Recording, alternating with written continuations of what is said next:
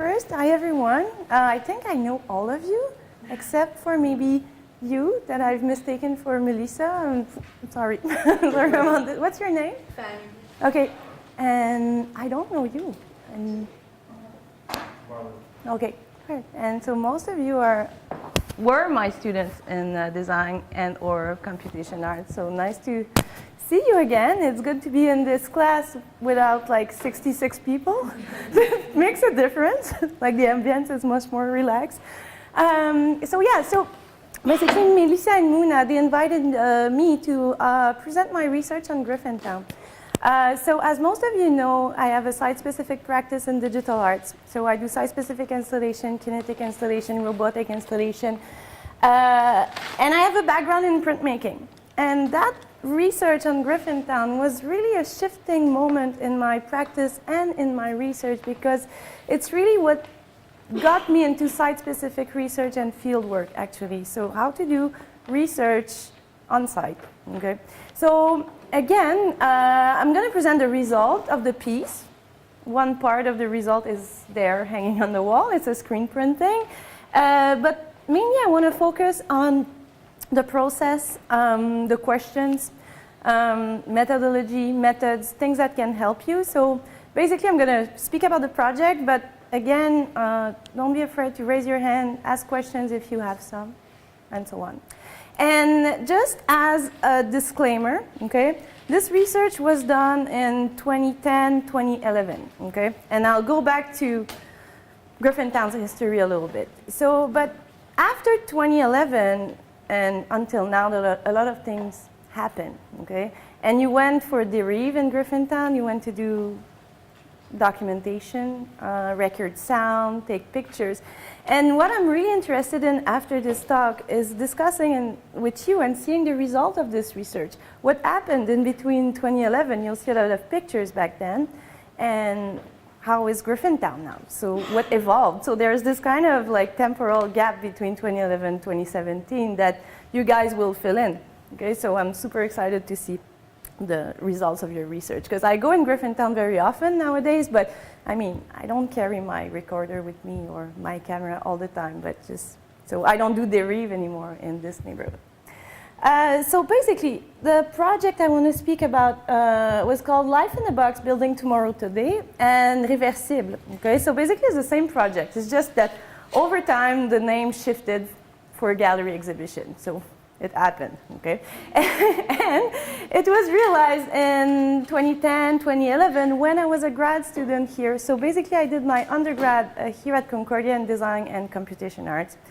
Then I founded my own screen printing studio for a while after like doing a lot of screen printing here, worked in a web design agency and so on. And in 2010 I came back to Concordia because I don't know, I was just tired of my office life and everything. So I needed to go back to research, and I came back here for the grad certificate that don't exist anymore because it's been replaced with the MDes program.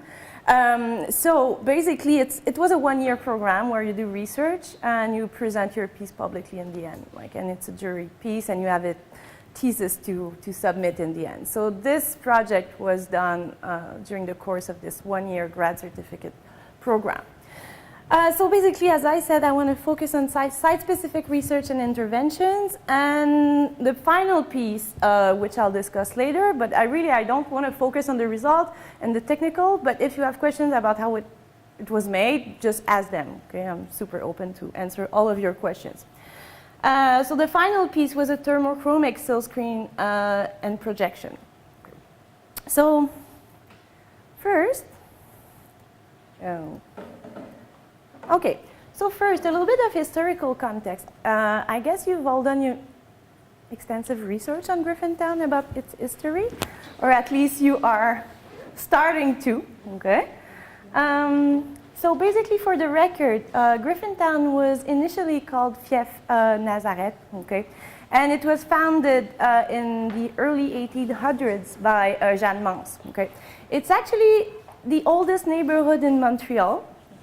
And actually, it was called Griffintown after Mary Griffin and her husband just bought the contract on the land, okay? So basically, at the beginning, Fief Nazareth and later Griffintown, it was an agricultural sector, and after that, they just subdivided the sector into an orthogonal grid, which inspired the whole city grid of Montreal, okay? And in 1819, the construction of the Lachine Canal was extremely important for the development of the sector, okay? The development of the neighborhood. So, and around the same time, there was also the construction of the first Grand Trunk Railway, okay, around the mid-19th century. And really, those two events, the Lachine Canal and the Grand Trunk Railway, it really designated Griffintown as cradle of industrialization in Canada. So at that time, there were like more and more Irish immigrants that were settling in Griffintown at that time, offering like cheap labor, working in factories around the canal, and working in the mini industries along the Lachine Canal. So at the turn of the 20th century, the population of the neighborhood reaches 30,000 people. So at that time, there is a rapid industrialization in the neighborhood, which creates like overcrowding, difficulties in cohabitation, and unsanitary conditions. So I don't know if you can see where this is, but this is the St. Anne's Church. Here, maybe we should just close the light, okay? So this, at the left, the picture is the St. Anne's Church. Have you seen the Parc Sainte Anne? It's at the corner of De la Montagne and Willington, okay? And in this park, which is like kind of like crooked and diagonal, you still have the foundations of the church, okay? But this is the actual church at that time. And at the right, you have Banque de Schlaga, which I don't know if the building still exists, okay? Around the 1960s, the 60s really marked the decline, the first decline of Griffintown, okay? Because in 1956, the opening of the seaway, the St. Lawrence River Seaway, you know what I'm talking about? The Voie Maritime du Saint-Laurent? You know what this is? Okay, okay, great. So it allowed industrial activities elsewhere in Montreal. So basically people moved out of Griffintown, started to move out of Griffintown just to relocate in more strategic areas of Montreal where other industries were settling in, okay? And in 1960, they built the Bonaventure Highway, which literally cut the whole neighborhood in half, because at the beginning, Griffintown was going up until McGill, okay, and more at the west. So when they built this big highway, Bonaventure, it really created a rift in the middle of the neighborhood, okay? And finally, what happened in 1967, around the same time than the Universal Exhibition, the city, seeing that there were not much more like habitants in the neighborhood, they rezoned the neighborhood industrial, okay? So what that meant, it meant that like every house, okay, that was kind of like crooked or damaged, okay, was just like bulldozed and could not be rebuilt. So basically, the whole neighborhood just bled to death for 40 years. So everything that could stay in this neighborhood was light industries, like garage, parkings, print shops, and so on. So for more than 40 years, the neighborhood was zoned industrial. So you could not build new housing in Griffintown. Okay. So basically, from 30,000 people, like in 2010, the neighborhood only counted like a few hundreds of residents. Okay. So basically, I just want to show you pictures of Griffintown back in 2010 and 2011 when I started doing this project. Okay. Because what happened when I started to be interested in Griffintown is that, okay, first you go to the official path of research, okay? You go online, then you go to the CCA, then you run DVDs, like the 2 DVDs that existed at that time. I don't know if there are more today, but anyway, in 2010, I could only find 2 films on Griffintown, 2 relevant films on Griffintown, which were produced by the NFB. So you should look on the NFB website for a resource for research. There's 2 great historical documentaries about this neighborhood. But basically, my point was like, okay, I can't find any information, okay? And Griffin Town is shifting. In 2010, revitalization had already started, sometimes not in really good or responsible ways, but we'll see that later. But anyway, the neighborhood was in transition, and I couldn't find any info on this, okay? I could find, for instance, the 2008 City of Montreal SPP. Okay, you know what an SPP is? Special Planning Plan. So when they start rethinking a neighborhood, they issue that SPP. So basically, you could find this official information, but I needed like hands-on research. So I just started to walk and walk and walk and walk and walk and walk and take pictures of this neighborhood just to get a feel of how it was at that time. Okay. So basically, and you'll see, you won't recognize some streets, okay, because it just, like, the buildings are not there anymore, or you have condos, or you have other buildings that were built. So basically, this is at the corner of, no, this is Rue de la Montagne, when you are in the Parc Sainte-Anne, okay? So at that time, there were nothing the other side of the street. I think that right now you have, like, huge constructions, okay? Here again, Rue de la Montagne. Okay, looking south. So what you see here is Willington. Okay, so and at the right you have the Parc Sainte-Anne. Okay, this strip, does it still exist? Have you seen it? Yeah. It's still there. Okay, great. Okay, again, close up Rue de la Montagne. Okay, and there was this bar / brasserie / dep at the corner of Willington and de la Montagne. Okay. Here, a building that I actually really liked, but which is not there anymore. It was at the corner of Ottawa Street and Ann Street, okay? And I think it was just storage at that time. I don't know, I just like the brick patterns of this one, okay? And this is a paper shop, it's called Technolit, it's still there. Do you know that place? Have you seen it in your walks? Okay, it's pretty anonymous, okay? But it's on Ottawa, right at the corner of Anne, okay? And basically it's a paper shop. They don't do paper, but they cut paper and they sell paper. So this shop is owned by Harvey Lev, who is, well, he owns a lot of land in Griffintown, a lot of parking lot storage space, and I guess that like since 2011 he sold a few lots to developers, okay? So here, the other side of the street, that parking lot, Ottawa Street, Ann Street, 2010, okay? I think it's still there, okay? And here what you can see, okay, is, well, the highway that was there. So basically, if you look this way, this is McGill Street, okay?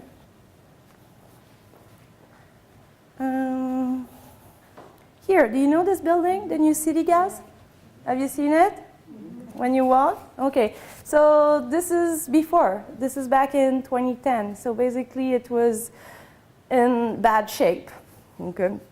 It was not a venue, nor a club, nor a bar, or I don't know. What is this? What is it now? It's a venue, okay. And again, next to New City Gas, see the other side of sign. I really like this billboard there. This little alleyway was used by artists for projection screens, okay? Just like this. They were appropriating space, okay? Here, I have no idea which street it was. I can't find it in my papers, okay? And this one, same thing. I can't remember which street it was. Okay, this one, the Horse Palace. Have you seen it? Yeah.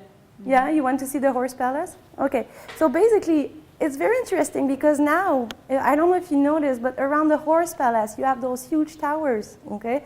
But there were nothing around it. So basically, it was just like a little house next to another little house, okay? A horse in the Horse Palace. So this is in the yard of the Horse Palace. Okay? Yard of the Horse Palace, okay? Horse Palace, again. Room number 6. And there you go, okay? So basically this was the backyard of the Horse Palace where the horses were like living their horse life, okay? So, and this is Tour d'Aiguillage Willington. Is it in better shape right now? No. No, same thing? Okay, but they have plans for it, so I think it's going to get better in the next years. Murray Streets, just like warehouses. Again, it was zoned industrial, so these were the kinds of places you would find in Griffintown back then, okay? And this is my favorite one, that little house that's like cramped in between like big buildings. Have you seen it? It's on Rue de Nazareth. It's just the other side of what used to be the Bonaventure Highway. So it's just a little tiny shoebox house with no backyard. This one here, I think it's okay, I'm not 100% sure, okay? You have to look it up, but I think it's patrimonial. So basically this really beautiful building that was used as imprimante and cartouche laser, okay? So basically, if we go back to 2007, okay, the revitalization of Griffintown started earlier than this, but really this is a period that was of interest to me in my research personally, okay? So I just want to speak about my microphone, I'm sorry. Okay, so I just want to speak about a little bit about the redevelopment of Griffintown at that time, okay?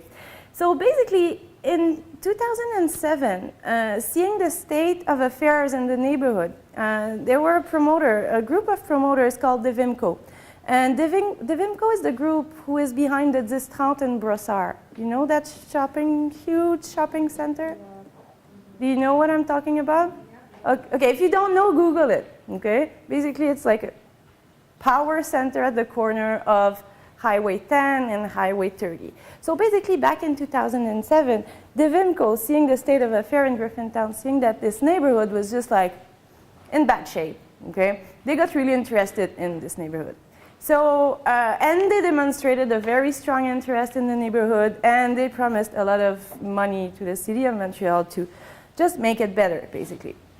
So basically, the city, seeing that there's like slowly but surely, they changed the zoning back to residential, so new houses or a new housing project could be built in the neighborhood.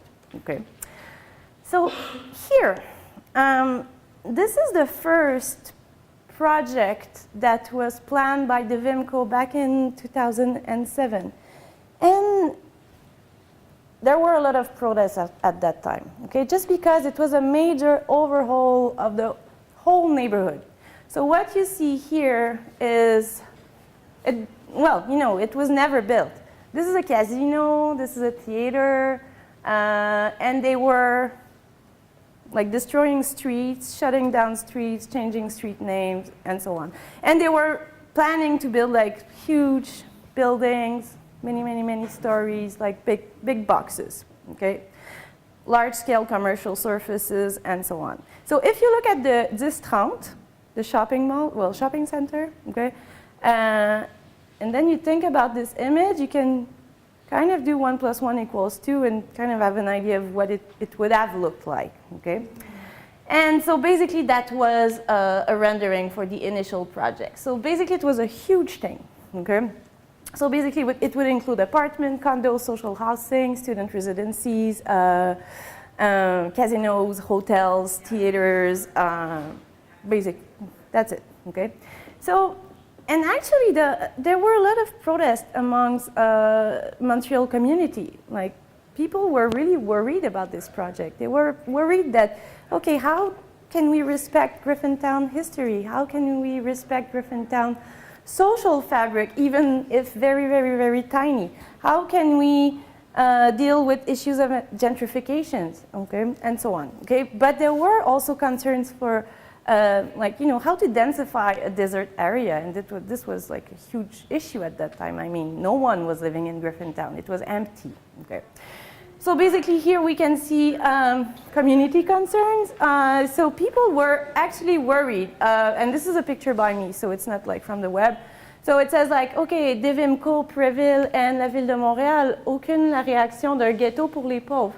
creating a poor ghetto. So basically, people were really worried that the actual residents of Griffintown, like the few hundreds remaining, would be kicked out and replaced by like rich people just owning penthouses and big towers. So these were real concerns back in 2007. Okay. And still now?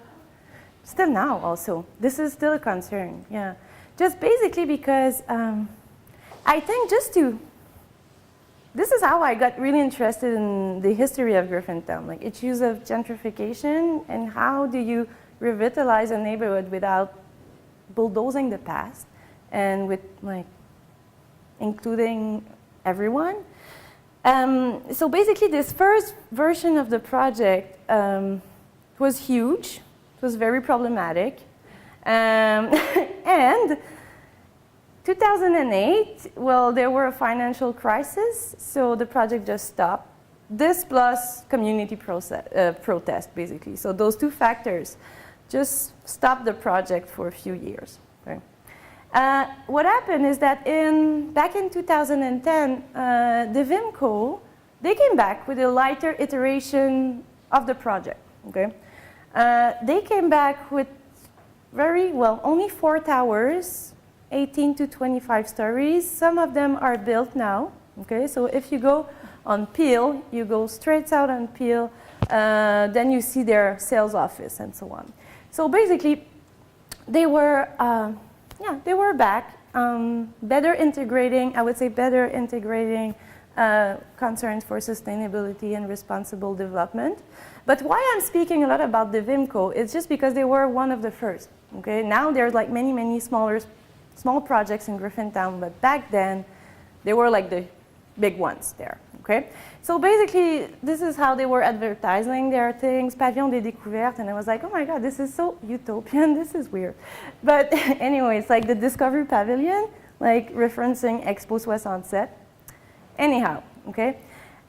So basically, the issues at stake in this multi-purpose project, they were critical to the Montreal community, as I mentioned, like how to densify this desert neighborhood, how to allow the development of an urban fabric. And it was clear at that time that, I mean, Griffintown was amazing. It was a majestic neighborhood, okay? And the area desperately needed some like revitalization, okay? But the question that was the most important to me was like, okay, how can we approach this revitalization of the neighborhood, okay? So I am not an architect, I am not an urban planner, I am not an engineer, I'm not a promoter, but I thought at that time, back in 2010, that like, okay, as an artist, I can think about those issues too, and I can do interventions, and I can be part of the discussion. So basically, that's how the project started, is by looking at the Vimco's proposal, okay? So basically, to me, the Vimco, they improved their things, and as I said, now like the mix of development is greater, and I think you have some great projects in Griffintown right now. But at that time, my opinion as a student, as a young artist, was like, okay, this is like flattening the whole historicity of the neighborhood. It's like flattening the whole past. It's just bulldozing the past, okay? So basically, okay, what I started to do, okay, I just started to research on Griffintown's, the Vimco's project, and I started researching plans of penthouses, condos, and all the units they were trying to build, okay? And this was just a way of exploring what they were trying to do. You know, research is not linear. Sometimes when you do research, you just open up that you go in so many directions, and then you're all lost, and then you have to narrow it down to one project, okay?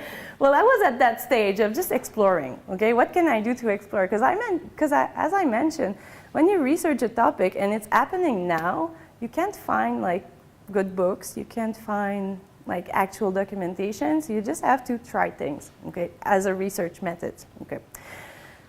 So in my opinion, what I saw in this neighborhood, I was really attached to Griffintown, okay. I think I have a long history with Griffintown. When I was a teenager, I don't know, I was a bit reckless. And I used to go at the doll factory, which was now owned by ETS University. Like, it used to be a beer factory, and it was abandoned for years. And I used to go there alone and document and just like, you know, you run into homeless people and you're like, hi, and then you don't care because you're too young, okay? But anyway, I have this long history of like urban exploration in Griffin Town. So basically, I was attached to this neighborhood. So to me, it was not just like empty lots, garage, empty street, like dead neighborhood. I could see the different overlapping narratives in this neighborhood. And I think that at that time, Griffin Town was really at the, you know, the threshold between the past and the becoming. And it was becoming something, but it was so unsure. It was just like either frightening or either beautiful. Like, we couldn't tell at that time, okay? So I started to explore the neighborhood. I started to dig into the Vimco's plans and the Vimco's PDFs and promotional decks and so on. So basically, here's an example. Okay, condos, apartment units, penthouses. Okay. And I just started to extrapolate on the idea of the boxes. Like, how is it to live in a box in those big towers? So I created these kinds of shape just to extrapolate and explore the typology of the Vimco's units. Okay. And basically, I felt the need to just go in there and just intervene in the neighborhood, like in a very ephemeral manner. So I started to do wheat pasting in different locations. Okay. After that, it was all cleaned out. I wasn't interested in graffiti or wheat pasting as a form of street art. To me, it was just a way to research and do field work, actually. Like, so I would paste that document, see how it would decay, and then just like clean up the whole space. Okay. So again, as I mentioned, there were not a lot of ways to gather first-hand information. So I just started to hang out in those construction sites. So basically, I have like hours of footage of how Griffin Town was built at that time, okay? So here I don't know the name of this street, but this is just, ETS is there, okay? I have to look it up for you, but I don't know the name by heart. Okay. And again, this is me just like filming people at Technolit, okay? Just shooting in the neighborhood, documenting, and so on. Again, so this is documentation in the neighborhood, having lunch with construction workers, okay? Just discussing, asking questions like, hey, what do you think is happening in this neighborhood? So I asked so many different people, just people working in the neighborhood, people working in the neighborhood because of the development, people that just bought new condos, people that were there for 50 years and that they were so frightened of what would happen to this neighborhood. So basically, this is one of my best buddies at Technolit, best bud, okay? And again, we won't listen to it in its entirety, but I did a lot of sound interviews just to get a sense of how do people tell stories, okay? So I think I will leave it in class shares, if Melissa don't mind. So I can leave my interviews there if they want to listen to it. So we can just listen to a short excerpt. Who doesn't understand French at all? Because he speaks in French. Van? Okay. Maybe your colleagues can translate. Okay? I don't know if we... So you hear me speaking in French, so I'm sorry for this. It's unedited. J'habitais sur le plateau. Puis, où es-tu exactement? Sur la rue Ottawa. OK. Juste à côté du calèche Léo Ballard. Léo, c'est quoi je pense? Oui, oui. Juste à côté. OK. Du côté, à côté de la cour? Juste à côté. OK. Ma cour touche juste à côté. Moi, je mange des céréales le matin en regardant des chevaux. Rouler comme des chiens dans la boîte. C'est le fun. Puis, pourquoi tu as décidé d'habiter à Griffintown? Premièrement, principalement, je travaillais dans le coin. C'était plus simple. Mais en même temps, je cherchais un quartier tranquille qui est proche du centre-ville. Idéal. Est-ce que tu as acheté ou tu loues? Je loue. Tu loues, ok. Donc, est-ce qu'il y a encore des appartements locatifs à Griffin Town qui ne sont pas des nouvelles constructions ou il y en a très peu? Moi, j'ai entendu un chiffre il y a longtemps qui avait 176 habitants, résidences, comme personnes qui habitent à Griffin Town. Je ne sais pas si c'est vrai, toujours courant ou. Ok, mais 176 personnes qui habitaient dans les vieilles habitations, Ouais. les nouveaux condos. Les nouveaux condos, depuis, je sais pas, 4-5 ans, ils ont commencé à vraiment redévelopper. Ouais. Puis, c'est bon. Je trouve que c'est pas méchant, parce que c'est un quartier qui était vraiment un petit peu. Oui, Ouais. c'était tranquille. Tu sais. Ouais. Les fêtes, samedi, dimanche, il n'y a pas un chat. Non, mais personne. Je peux jouer dans la rue, je peux me coucher dans la rue, en plein milieu de la rue. Puis ça va prendre peut-être une demi-heure avant que quelqu'un vienne klaxonner. Ouais. Ça prend longtemps.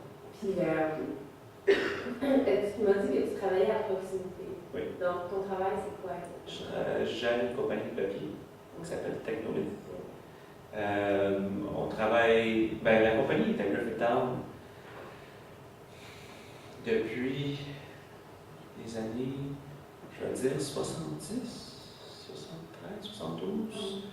Moi, je travaille pour la compagnie depuis 97. Quand même, ça fait un beau bout de temps. Puis, ils ont toujours été à Griffin Town. Au début, sur le pire de Willington, puis maintenant ici sur la rue 3. Ouais, on est dans les bâtisses du New City Gas. Ouais. Qui sont des bâtisses patrimoniales. Oui. Ouais. Ben, ils ne sont pas officiellement classifiés, Ouais. juste parce qu'on n'a pas passé les papiers. Ah, ok. C'est juste ça. Ok. Le propriétaire Harvey Lab n'est pas encore. Faites les démarches. Exactement. Mais l'État Montréal s'est battu pour conserver même les gaz. Non, Non. nous sommes battus Ah, ok. pour conserver. Ok. C'est Harvey Lab qui a Ouais. vraiment. Parce que quand il y a eu. Bon, I'll stop it there. And I'll give you the fives. Okay. So basically, I'm going to speak about the final project. So after this one complete year of doing interviews, documenting, shooting videos, and so on, I was like, okay, my God, what I'm going to do with this research, okay? And it turned out, I know that your project is a public art piece, okay, but that was not the mandate in the course of the grad certificate. So basically, I was into electronics, I was into screen printing. So I created that thermochromic silkscreen piece, which you have here. This is the real one, actually.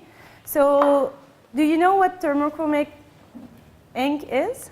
Or no? Okay, so basically thermochromic ink is a special ink that reacts to heat. So when you heat it, it disappears, okay? Like all those 80s t-shirts like done by Vuarnet and 80s, 90s.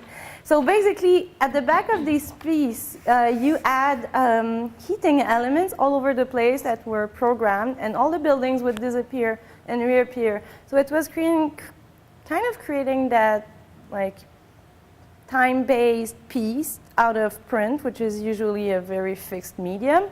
And on top of that, there were a video projection. Okay, so I'll just skip some images there. Screenshot. Okay. This was shown in a gallery in Quebec City. Okay. Here, same thing. This was the piece at Concordia just before the grad show. Back of the piece. Okay. And maybe I can just show you how it was done, the video projection. Whoops, where is this? I'll bring it. So basically, it was a matter of aligning.